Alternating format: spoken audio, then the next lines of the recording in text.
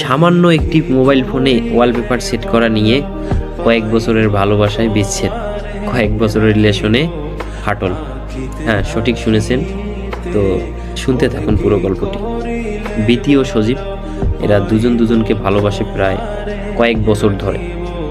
তারা ভালোবাসাটা মূলত অফলাইনেই হয়। তাদের কাছে এখনও কোনো স্মার্টফোন নেই বা তারা স্মার্টফোন চালায় না। তো একই ভার্সিটি দুজনেই করতেছে। কয়েক বছর ধরে তাদের রিলেশন সব ঠিকঠাক চলতেছিল। তো হঠাৎ করে দুজনেই দুইটা নতুন স্মার্টফোন নিয়ে নেয় এবং স্মার্টফোন কিনেই তারা দুজনের সাথে দেখা করে এবং বিতি সজীবকে বলে, দেখো তুমি সোজা হয়ে দাঁড়াও, চুলগুলো একটু ঠিক করে নাও, আমি তোমার একটা ছবি তুলে আমার ফোনে ওয়ালপেপার সেট করব। তো সজীব সেটাই করলো।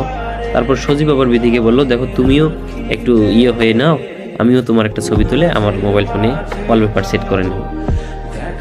তো দুজনের ছবি ওয়ালপেপার সেট করে নিল দুজনের মোবাইলেই। সব কিছুই ঠিকঠাক ছিল, আগের মধ্যে সব কিছু চলতেছে।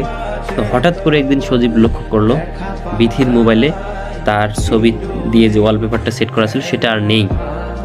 তো সে প্রথমে নর্মালি ভেবে নিল যে হতেও তো পারে নতুন ফোন নিয়েছে, সে উল্টাপাল্টা কিছু টিপছে, এর কারণে হতেও পারে ওয়ালপেপারটা ডিসকানেক্ট হয়ে গেছে বা চেঞ্জ হয়ে গেছে।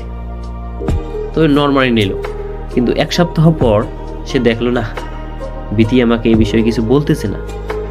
মানে এটা তো বলার কথা যে দেখো সজীব, আমরা দুজনেরই ছবি তো ওয়ালপেপার সেট করে নিছি, তোমার ফোনে তো এখনো আমার ছবিটা ওয়ালপেপার সেট আছে, কিন্তু আমারটা এই কি জানি আমি টিপে করছি বা আমার কোথাও হয়তো বা ভুল হয়েছে, ছবিটা চলে গেছে, চেঞ্জ হয়েছে। তো এটা তো বলতে পারতো আমাকে বিতি, এটাও বলতেছে না। প্লাস সব কিছুই মানে আগের মতোই চলতেছে, সে প্রশ্ন করতেছে না।